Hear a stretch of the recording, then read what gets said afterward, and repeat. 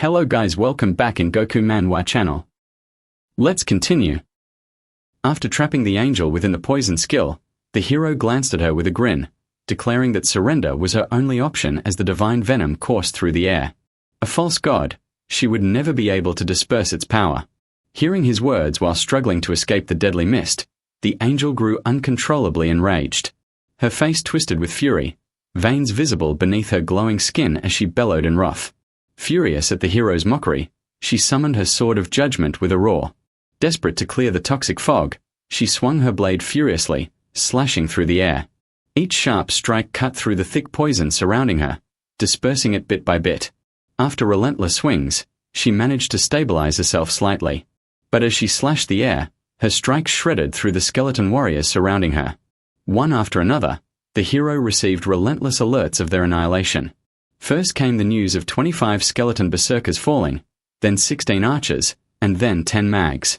Observing from afar, the hero quickly summoned a larger wave of skeleton soldiers, grinning darkly as he reminded her that his undead army could never be exhausted. As the toxic mist began to thin, he issued a direct order to his loyal Lich General. The Lich General lifted his staff high, and a fresh wave of deadly poison flooded the battlefield. Skeletons cloaked in venomous energy charged forward and launched toxic strikes straight at the angel. Wave after wave crashed against her as she was engulfed in the spreading poison once again. Her divine strength started faltering under the weight of the venom. In agony, she screamed out, cursing the poison as her power waned rapidly. While she struggled in pain, the hero dashed forward with unwavering focus, silently vowing that the false god would not escape. It would take time to bring her down completely, and he could not allow a single mistake. Then, as he neared her, he stopped with a calculating glint in his eyes. The skeleton's poisonous aura had already spread 5 kilometers in every direction, a testament to the overwhelming might of the god of poison's divine blood. At this moment, the entire battlefield where the angel was cornered lay drowned in a dense cloud of poison. Within the deadly haze, the angel twisted helplessly, every breath dragging her closer to collapse. Moments later, a notification echoed before the hero. The Holy Spirit angel had fallen. Her resistance had ended with the venom consuming every trace of her divine form. Her death rewarded the hero with a surge of 90 million experience points. Instantly, the scene shifted toward the human world. Inside the sacred cathedral of the Divine Order, an angel statue stood tall among rows of praying believers.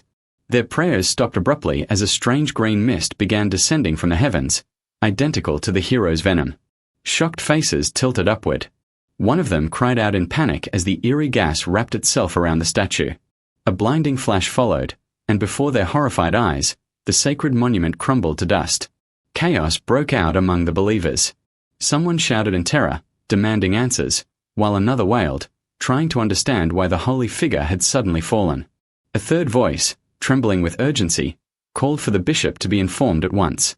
None of them knew the divine statue had shattered because the same poison unleashed by the hero had claimed the angel's life. The scene then returned to the hero. He recalled all his skeletal troops into his storage, his killing intent gradually subsiding. Leaning back against the cold stone, he exhaled heavily, satisfied that every obstacle in his path had been erased. But before him stretched an endless ocean, its dark waters roaring beneath a sky swirling with lightning-charged tornadoes. Yet he pressed forward without hesitation. 4 hours, he advanced through the storm until a faint radiance pierced the dark horizon. In the distance, a luminous island floated, shimmering with electric light. Narrowing his eyes, he muttered to himself that it must be the Wind and Thunder continent. He moved with steady steps and soon crossed the threshold into new land. Earlier, he had pulled out an ancient scroll to ensure his bearings, tracing his route carefully. Whispering quietly, he noted that Wind Thunder Canyon was only a few hours away, though what lay in wait there remained unknown. The narrative then plunged into the abyssal realm, where the succubus queen sat regally on her throne. Before her knelt a servant, head lowered, voice shaking as he relayed grave news. After respectfully greeting her, he informed her that Lin Moyu had appeared in the lower space. Her eyes narrowed sharply, thoughts swirling. Though he was only level 52, his descent to the lower layers could not have been his own doing. It had to be the work of that ancient existence from the old age. A wicked smile crept across her lips as she realized the implications. He had struck a bargain with that one. Though dangerous, it was also a golden chance for the abyss to eliminate him. The servant, Mina, trembled and dared to question if the queen truly intended to strike. Tilting her head slightly with a teasing glint in her eyes, the queen reminded her of the mark placed upon him. Mina quickly nodded. That mark remained on him. Hearing Mina's words, the queen's lips curved into a wicked smile. In that case, she ordered her servant to inform King Lai Cheneng of Lin Moyu's presence in the lower space. The king's child had been slain by Lin Moyu, and revenge would drive him into action without hesitation. As she issued her command, she licked her lips slowly, a devilish gleam flashing through her crimson eyes. Obeying the demon emperor was mandatory, but if someone had to march to their death, better it be another fool than her own people. The story then shifted to the hero's journey. He had arrived at a new battlefield drenched in chaos. Towering dragon warships dominated the skies, raining down attacks as battles raged endlessly below. Gazing upward at the colossal vessels, his eyes widened with recognition. They were unmistakably dragon warships. In an instant, all those warships locked their sights on him and unleashed a torrent of cannon fire. Energy blasts screamed through the air, igniting the battlefield with blazing light. Reacting swiftly, the hero dodged to the side, and a thunderous explosion erupted where he once stood, shaking the ground violently. As dust scattered, he raised his gaze again. Dozens of dragon warriors floated in formation above, staring at him with glowing crimson eyes and stiff, unnatural movements. Something about them felt deeply wrong. He frowned as a thought surfaced. These weren't real dragon warriors. Fine red threads extended from their bodies like strings from a puppeteer's hand, controlling their every move. They were enslaved weapons, not living soldiers. With a deafening roar, the puppet warriors lunged at him, each gripping massive dragon spears. They were spearfighters, once noble dragon race soldiers, now transformed into war puppets. Each one carried terrifying stats: level 70, strength 200,000, agility 120,000, spirit 10,000, and constitution 150,000. Their devastating whirlwind sweep could shred entire battalions, and their cursed resistance made them even deadlier. They charged with unstoppable momentum. The hero responded immediately by summoning his skeletal legions, who met the puppets in a violent clash. Steel, bone, and magic collided as the battlefield trembled beneath their fury. From the rear, the hero watched the carnage unfold, his expression darkening. It was clear that this puppet army wasn't natural. If the Dragon Clan had developed a method to mass-produce these level 70 monsters, the consequences for humanity would be catastrophic. His undead forces hacked through the puppet ranks without mercy.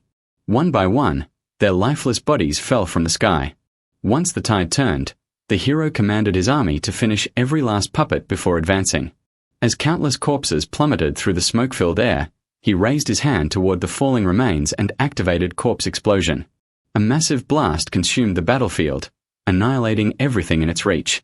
The explosion tore through the remaining warriors and obliterated several warships in its devastating wake. The destructive force was immense, leaving behind nothing but scorched ruins. The distant dragon soldiers, watching the slaughter, broke into panic. Screams filled the air as they frantically retreated. In a single strike, countless ships and warriors were reduced to ash. Seeing their chaotic retreat, the hero chuckled softly and shook his head. Their warships were too fast for him to catch now. His priority lay elsewhere. First, he would head to Burial Thunder Canyon and retrieve what the ancient Earth Dragon Shanga required. Then, he would return to uncover the truth behind this new dragon threat. The narrative moved on. Mina stepped from a swirling gate, finger extended toward a distant ridge. Confidence radiated from her as she declared she sensed Lin Moyu ahead. From the rift she had left, a host of creatures spilled forth an elite detachment under the Black Heaven Demon banner. They assembled and fixed their attention on Mina. One of the assembled, adopting a tone of restrained worry, spoke. "The Overlord is excessively wary, isn't he? To dispose of a solitary level 52 mortal, he dispatches an elite squad." Hearing that, Mina's jaw tightened, anxiety flickering across her features. These imbeciles cannot fathom the true depth of that youth's strength. The interrogator edged closer and demanded in a gruff whisper, "Mina, how distant is the boy now?" This commander called Hulai led the unit tasked with ending our protagonist. Mina allowed a brief curl of amusement at his bluntness before resuming control. She answered with certainty, "I have scouted the route. We will intercept him prior to Burial Thunder Canyon." Then, adopting a deliberately seductive mien, she added in a low drawl that eager ears awaited his report. As she finished, Mina wove a beguiling charm toward Hulai. He succumbed immediately, eyes glazed, affection and devotion radiating as the spell rooted itself. The scene returned to the protagonist racing forward at breakneck pace, murmuring to himself that he had encountered no enemies so far. Perhaps the dragons had swept them clean. Pressing on, a scent struck him, an odor he recognized with cold certainty. This scent betrays a succubus presence, he thought. In that instant Mina materialized before him, greeting him with light laughter and a taunt of long separation. Our hero met her glare and asked whether she intended to perish or endure torment as before. Mina tossed back a melodious laugh and, shifting tone, presented an offer. The demon lord bids that he receive a message for General Lin, who holds admiration for him. Should he accede, he would be elevated to the demon lord's principal consort with legions answering to his command, Mina included. The proposition provoked revulsion. He grimaced, rubbing his neck in annoyance, and spat that he was human and their presence sickened him. His words ignited Mina's fury. She ground her teeth and vowed retribution, thinking that he would soon die. At that cue, the clustered fiends surged, coalescing behind Mina. Hulai stepped forward and snarled, dismissing Pali as wasted breath and pronouncing the human brat's fate. Mina, cutting him a sharp look, launched a charm at his chest and murmured that she trusted him. His face brightened. Brandishing his blade, he cried in exultation that the human would fall by his hand. The monsters tightened their ring around the hero. Mina, positioned behind the first ranks, produced an abyssal sealing shard and smashed it without hesitation. The fracture spilled a viscous dark essence that seeped outward and began to cloak the vicinity. Mina sneered that the stone functioned as a ward tailored to block human summoners. With the sigil active, all summoning save that of a godly summoner would be barred. She challenged him to show whatever conjurations remained at his disposal, letting her mirth echo across the clearing. The hero paused, nostrils flaring as the dark mist pressed like a physical weight. He scanned the perimeter, noting each silhouette and listening for any sign of a hidden summoner. Without outward panic, he reached inward, feeling the faint heartbeat of his retained familiars stirring within their bindings. The barrier hummed with a foreign frequency that tugged at the threads of his control, but he had prepared contingencies for such snares. Calmly, he murmured an incantation and let a slender wind of will slip through the barrier's weave, probing for a flaw. The air around him crackled, but the forbidden seal resisted, humming louder and suffocating the small currents he sent. Realizing direct summoning was thwarted, he pivoted to guile rather than force. He hurled a fragment of his cloak smeared with cursed resin toward a cluster of rocks, creating a sudden puff of distracting smoke. As the monsters hesitated, the hero dashed sideways, using the momentary confusion to close distance and search for an opening. Mina snarled in disbelief at his audacity, but the commander Hulai barked orders and the ring tightened once more. Tension hung in the air like a taut wire ready to snap. Seeing the barrier tightening and the sealing force spreading like a net, the hero's face darkened with fury. Not again, he thought sharply, immediately triggering his skeleton armor.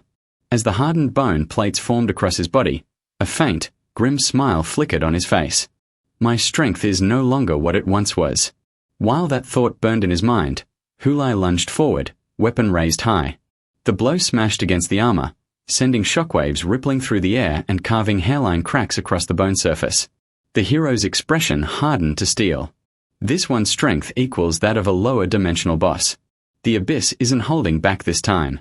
Without delay, he activated Bone Prison. Jagged chains of ivory erupted from the ground, coiling around Hulai like serpents, locking him in place. The monsters behind him were ensnared too, their cries rising in panic as the prison constricted. Some shrieked that it was a curse, clawing uselessly at the unbreakable bone. A piercing attack then hurtled straight toward Hulai, forcing him to react fast. He roared in alarm, recognizing the source. Dead skeletons, summoned despite the sealing field. From a distance, Mina's blood ran cold. Her eyes widened as disbelief twisted into fear. Even with the abyssal sealing stone active, the hero had called forth an entire skeletal legion. Her breath caught. Impossible. How could he bypass a sealing artifact bestowed by the demon lord himself? Then a chilling realization struck her. Perhaps he already bore the strength of a god-tier summoner. But when they first crossed paths, he had been nothing but a fragile insect. How could he evolve so monstrously fast? Watching the monsters trapped in Bone Prison, she made a silent, grim decision. If she couldn't finish him in 30 seconds, she would flee. Meanwhile, Hulai, desperate to counter the tightening chains, unleashed protective flame. A blazing red fire surged from his core, wrapping his form in a thick, fiery barrier. The skeletal attacks collided with the flames and disintegrated mid-air. Using the brief reprieve, Hulai forced himself back upright, muscles tensing. The flames devoured the bone prison, shattering its grip and freeing him entirely. He raised his weapon once more, crimson light reflecting off the blade. Rage blazed in his eyes as he bellowed that the human would die by his hands. So, friends, that marks the close of this chapter. What dangers lie ahead for Lin Moyu in this brutal clash? Will Mina strike, or retreat into the shadows? We'll unravel these mysteries in the next episode. Don't forget to drop your rating out of 20 below. We'll see you in the next part. Until then, take care and goodbye. And share your predictions. What fate awaits them in the coming storm?